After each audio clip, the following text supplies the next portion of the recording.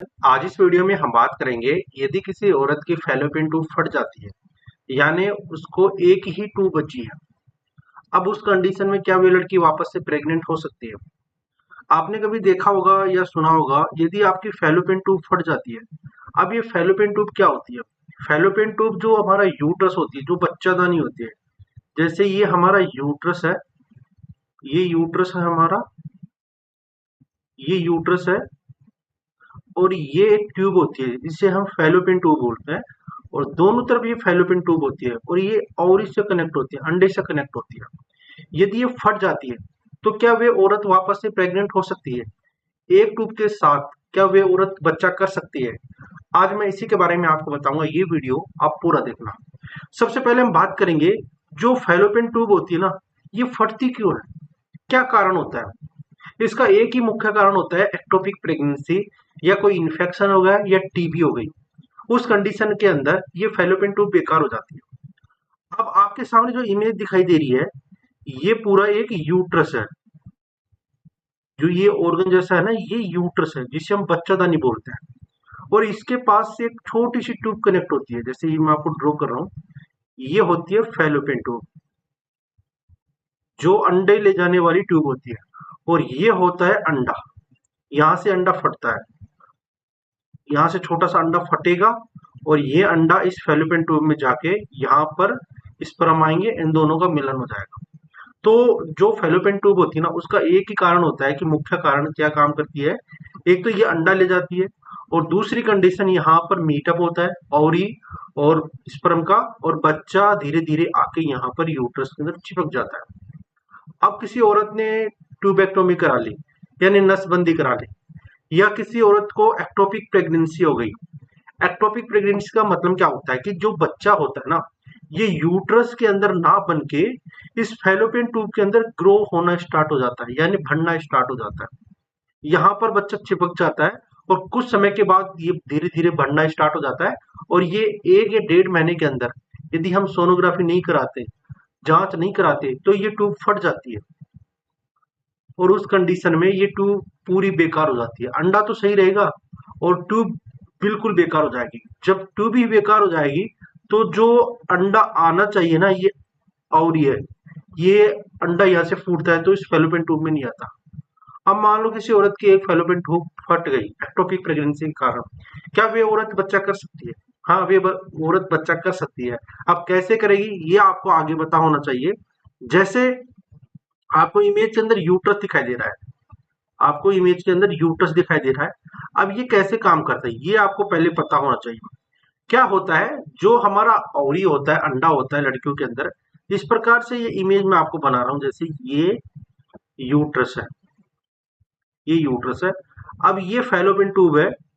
एक fallopian tube औरत की बेकार हो चुकी है, यहाँ से कनेक्ट होगी, ये पूरी बेकार हो चुकी है। अब क्या होता है कि लड़कियों के अंदर जो अंडा निकलता है ना, एक साइड में निकलता है, यानी एक मंथ राइट की साइड निकलेगा, एक मंथ लेफ्ट की साइड निकलेगा। जैसे जैसे पीरियड बढ़ता है लड़कियों को एक मिड साइकिल पेन होता है, यानी बीच के अंदर पीरियड के अंदर आके लड़कियों को पेन होता है। बोलता है कि मेरे राइट की तरफ पेन हो रहा है, लड़कियां बोलती है। तो कुछ लड़कियां बोलती है कि मुझे लेफ्ट की तरफ पेन हो रहा है। यदि आपको राइट की तरफ पेन हो रहा है तो आपका जो अंडा है ना, ये राइट की तरफ से निकलेगा, ये राइट की तरफ से निकलेगा, आपका अंडा राइट की तरफ से निकलेगा। यदि लड़की बोल रही है कि मुझे लेफ्ट की तरफ पेन हो रहा है, तो आपका अंडा लेफ्ट की तरफ निकलेगा। और लेफ्ट की तरफ अंडा तो निकल तो जाएगा, जो फैलोपियन ट्यूब है ये है नहीं यहाँ पर, तो इसके अंदर आएगा नहीं। तो यदि लड़की को एक फैलोपियन ट्यूब निकल गई है, ये बेकार हो चुकी है, और यदि एक फैलोपियन ट्यूब बच रही है और जिस साइड फैलोपियन ट्यूब है उस साइड में लड़की को पेन हो रहा है और ये निकल रहा है, तो लड़की प्रेग्नेंट हो सकती है। यानी एक फैलोपियन ट्यूब के द्वारा भी लड़की प्रेग्नेंट हो सकती है, कोई भी खतरे की बात नहीं होती। अब हम बात करेंगे क्या क्या सावधानियां रखनी चाहिए यदि आपको एक फैलोपियन ट्यूब है तो। सबसे पहले, यदि आपको पहले एक्टोपिक प्रेगनेंसी थी, यानी आपकी प्रेगनेंसी यूट्रस के अंदर ना होके फैलोपियन ट्यूब में थी, उस कंडीशन में दोबारा से आप प्रेग्नेंट हो जाती हो एक फैलोपियन ट्यूब के द्वारा, तो सबसे पहले आपको क्या करना है कि आपको अल्ट्रासाउंड कराना है।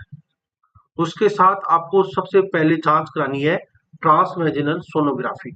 जिसमें सबसे पहले पता लगा सकते हैं कि बेबी कहाँ पे है। 1 मंथ के अंदर पता लगा सकते हैं बेबी की धड़कन बनी या नहीं बनी, बेबी यूट्रस के अंदर है या फैलोपियन ट्यूब के अंदर है। यदि फैलोपियन ट्यूब के अंदर है तो हम उसे जल्दी निकाल सकते हैं, क्योंकि यदि इसे हम 1.5 मंथ के अंदर निकालेंगे तो ये दोबारा से फैलोपियन ट्यूब फट जाएगी। तो आपको सबसे पहले ये चेक कराना है कि दोबारा से आप प्रेग्नेंट होती हो एक फैलोपियन ट्यूब के द्वारा, तो एक्टोपिक प्रेगनेंसी है या नहीं है। उसके साथ आपको चेक कराना है कि इन्फेक्शन, कोई टीबी तो नहीं है, कोई एसटीडी तो नहीं है, या कोई इन्फेक्शन या फंगल इन्फेक्शन तो नहीं हो गया आपके प्राइवेट पार्ट के अंदर, ये आपको चेक कराना है। उसके साथ आपको सर्विक्स कैंसर की जांचें करानी है और भी ऐसी जांचें होती है जो आपको करानी चाहिए। अब मान लो आप प्रेग्नेंट हो गई हो एक फैलोपियन ट्यूब के द्वारा, आपकी एक ही फैलोपियन ट्यूब थी और आप प्रेग्नेंट हो गई हो, तो सबसे पहले आपको तो हर मंथ 1.5 मंथ के अंदर या हर मंथ आपको यूएसजी करानी चाहिए। यूएसजी से पता चल जाता है कि बेबी कहाँ पे है। एक बार बेबी यूट्रस के अंदर आके बढ़ना स्टार्ट हो गया फिर कोई टेंशन की बात नहीं है। सबसे पहले आपको 1 मंथ पर सोनोग्राफी करानी चाहिए, फिर 2 मंथ पर, फिर 3 मंथ पर।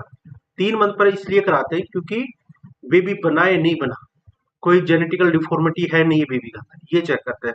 उसके साथ आपको 6 मंथ, 8 मंथ और 9 मंथ डिलीवरी से पहले, जो 8वां और 9वां मंथ होता है इसके अंदर हम कलर सोनोग्राफी करते हैं। ये देखते हैं कि बेबी की कंडीशन कैसी है। तो एक फैलोपियन ट्यूब के द्वारा भी औरत प्रेग्नेंट हो सकती है, ऐसा कोई भी डरने की बात नहीं है। यदि आप मेरे चैनल पे नए हो तो मेरा चैनल सब्सक्राइब कर देना, वीडियो को लाइक और शेयर जरूर करना। वीडियो देखने के लिए थैंक यू सो मच।